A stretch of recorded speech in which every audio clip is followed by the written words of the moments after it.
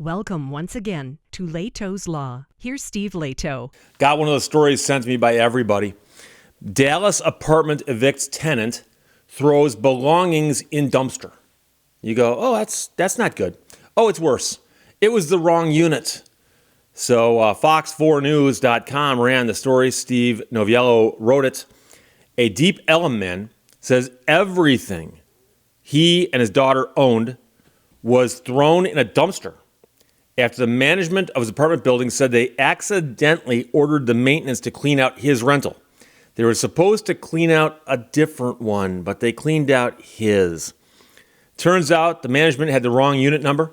Now that man says he's out tens of thousands of dollars, but the building management now argues he never should have been living there to begin with. And interestingly, it looks like their story has changed. And anytime someone's story changes, people always think, ooh, I came up with a good story. I can use that one in court. Yeah, you can. And on cross-examination, ask you about the first story. And why'd you have the first story before you had the second story? And quite often, the earlier story is the one that's correct. So this man spent years building a life for himself and his daughter. Everything they own is gone.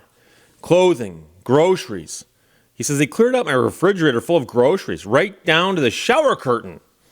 Now, the items weren't stolen. They were thrown in the dumpster by order of the management at the complex, which is a high-end, mid-rise apartment building where the man lives in Deep Ellum neighborhood of Dallas. I've never heard of Deep Ellum, but I've heard of Dallas. They made a TV show about it. So he says they came to my door and cleaned everything out from my clothes, my daughter's clothes, toothbrush, bathing items, pretty much left me with nothing. So this is all in a police report that he filed when he got home from work back in July to find his apartment door unlocked and the place was empty. According to the narrative portion of the report, a leasing agent said there was a misunderstanding and maintenance accidentally cleared out the unit instead of the unit next door where somebody was being evicted. This is the kind of thing, like I said, this is a nightmare, or when the police show up at the wrong place to execute a warrant, you gotta check the address. And in an apartment complex, those numbers on the doors are just as important. So all of his belongings had been thrown in the dumpster hours earlier, and other residents had picked through them and taken what they'd like. So later on, when somebody said, why don't you just go get your stuff out of the dumpster? All the good stuff is gone. He said, not only did they put my stuff out, they watched people take my property all day. Property management offered to get what they could from the trash and put it back into his unit. He says they even had a stained mattress professionally cleaned, but most of his and his daughter's stuff was gone for good. Much of what did make it back from the dumpster was damaged, and he said they told me it was a mistake and they apologized. They were overly apologetic. Let us know if anything's missing. Yes, things are missing. And don't get me wrong, the apology's nice. Many people tell me that they've been paid money by somebody who owed them money or some kind of problem, but they kind of wish they got an apology. The problem is giving somebody an apology and not the other stuff.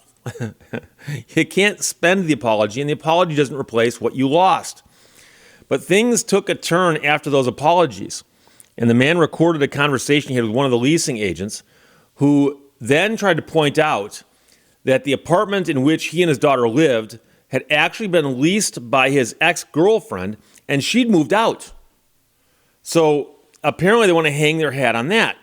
They say that he was subletting without permission. And you might go, but Steve, that sounds good. If you're a lawyer, don't you climb around looking for stuff like that and you find it? Whoa, that's a good one. Well, the man's got receipts that he provided to the TV station that show that the rent was paid each month. And they argue that the landlord knew this guy was there. So the manager says, we are binded like by law. We cannot discuss anything with you or anybody who is not her lease. So apparently a TV station went to get a comment, and that's what they got. Not sure what it says, we are binded like by law. But according to a lawsuit the man's now filed, They gave him 24 hours and said, fill out a rental application or we'll evict you anyway. He said, I've already lost property. Now you're trying to kick me off the property with no resolve? The eviction notice was, in fact, posted on his door 24 hours later. Meanwhile, the man's got an attorney, and he says the issue of who was on the lease is irrelevant. The rent was paid in full. There's no reason to go into his apartment. There's no reason to throw anything away. The apartment building didn't know when they threw all that stuff away whose it was, whether it was the person on the lease or his. And so I don't know for a fact whether he was paying rent directly to the landlord or if he's paying rent to the ex-girlfriend and she was paying the landlord. But the point is that they say the landlord is being paid. If the landlord's being paid and accepting the money and the guy's living there peaceably, it sounds to me like he's got a right to be there. But as you can imagine, and again, I like to encourage people to think things through a little more thoroughly than to give the knee-jerk response. So let's think about this from a couple different angles. Let's suppose that there's an apartment complex with a bunch of apartments and there's people living in those apartment units. And you're the landlord. And you discover there's somebody living in this unit whose name is not on the lease. And the person whose name is on the lease has moved out of state. But the rent is still being paid. Number one, are you going to evict this person? I mean, if the rentals are so hot that you can get people in instantly, maybe. But I got a better one for you. Suppose you went to court and said, I want to evict this person. I want to kick him out tomorrow. What do you think the court's going to say on that? Has the rent been paid? Oh, the rent's been paid, and you accepted the rent. Now, you might say, Steve, what if they just choose not to accept rent next time? Depends on where we are in the month. Because, for instance, let's suppose it was July 15th and they'd accepted the rent for July. Well, it sounds to me like you can't evict somebody until at least August, right? And so I understand that, and I had a professor once say you ride any horse going your way. If this is the best defense they can come up with, obviously you go with that. Say, look, he wasn't even on the lease. But would that have given you the permission to go in without notice and throw all of his stuff away? And I would argue and say no. If the man's living there and he's not on the lease and you don't want him there for whatever reason, you still got to go through the proper channels to evict him, but also you don't get to throw away his stuff. And so I've done stories on this channel. I've been doing videos now for 9 years, believe it or not. And I've done all manner of stories about, people doing crazy stuff and weird interactions with the police and HOAs and qualified immunity and civil asset forfeiture, airplanes hitting cars, low-flying owls, you name it, I've talked about it. And if you said, Steve, you get to be on the jury of any case you've talked about, you get to be on that jury. I'm not sure that this is the absolute number one case, because there's probably one or two other juicy cases out there. I would love to be on the jury in this case, because the idea of somebody going into where you live with no notice and hauling your stuff away, putting it in a dumpster where other people can descend upon it like vultures and pick through it and take what they like, so that when you come home from work at 5:30, let's assume you come home from work at 5:30, you're humiliated because your neighbors know that you got evicted, right? They know whose unit this all came from. At least many of them would. Number two, someone was in your living space. That's a violation. Even though you're renting, somebody was in there. And number three, all of your stuff. Put a dollar value on all of your stuff. Now, it's true. If you put all of your stuff right there, and I put all of my stuff right here, and said, okay, Steve, is your stuff valuable? I said, of course it is. It's priceless. What about their stuff? What's that value to you? And I admit, I'd look at a lot of it and go, I don't get this. What is this? What is this? If this was somebody else's, what? To me, this has an amazing amount of sentimental value.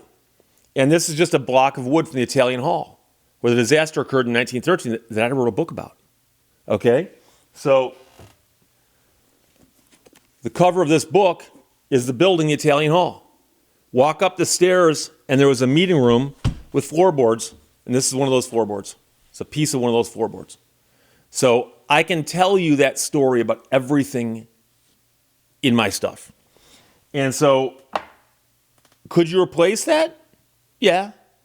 You got to hunt around and find it. Cost you a couple bucks. But the point is that my stuff, to me, is so amazingly valuable that if I was on a jury, I wouldn't go, gee, list all of your things and let's find out what the replacement value is. No. I would, as quickly as possible, send a note out and ask for a calculator.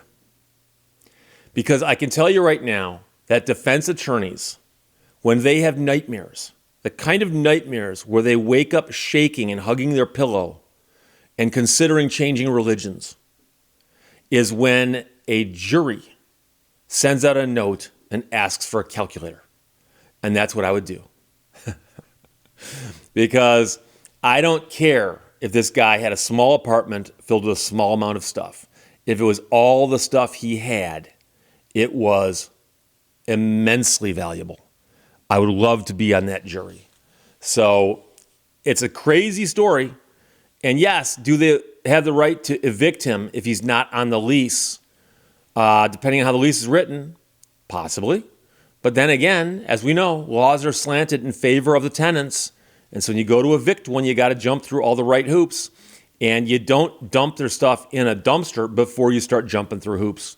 So that's the problem. But it's a crazy story. Everybody sent it. Thanks a lot. Steve Noviello wrote that for Fox4News.com. If we get a follow-up on this, I'll let you know. Dallas apartment evicts tenant, throws belongings in dumpster. It was the wrong unit.